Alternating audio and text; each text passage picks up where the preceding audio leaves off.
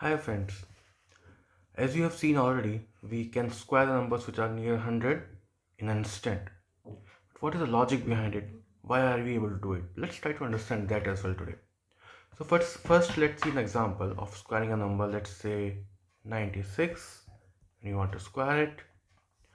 So difference of 96 from base, which is 100, is 4.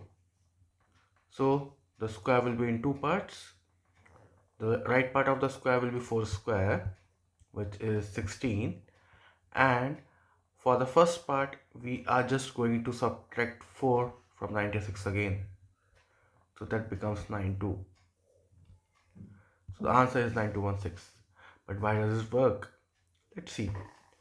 So if you see, 96 is nothing, or any number which is close to 100 is nothing but 100 minus a. So I'm just taking a instead of 4 here, so to generalize it. Okay, so it is 100 minus a square. That's what we are trying to do. So if you see, if you open the formula, it becomes 100 into 100 plus a square minus 2 into 100 into a. Okay, so a square, as we have seen, it is only 4 square, which we have already done in our previous example as well. And okay, let's put it this way. If I take common from 100 minus 2 into a plus a square, because I have taken these 200 as common, the remaining part is 100, and 2a are the remaining part from here, right? So it becomes 100 into 100 minus 2a plus a square. So if you see, if you multiply any number with 100, there will be two zeros at the end.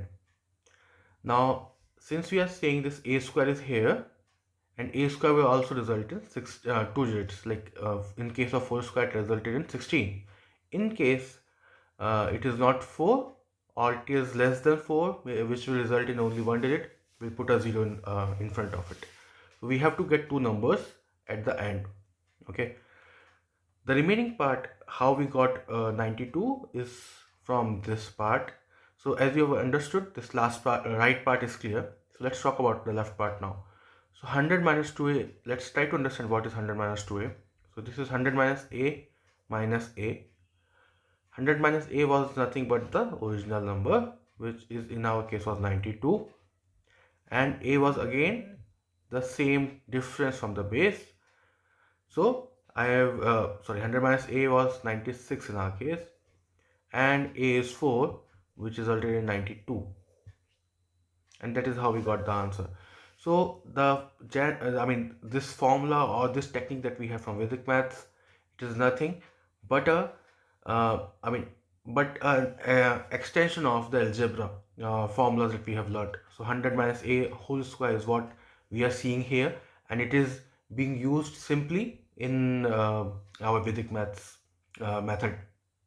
Hope you understood the video. Please like and subscribe to our channel. See you next time. Bye.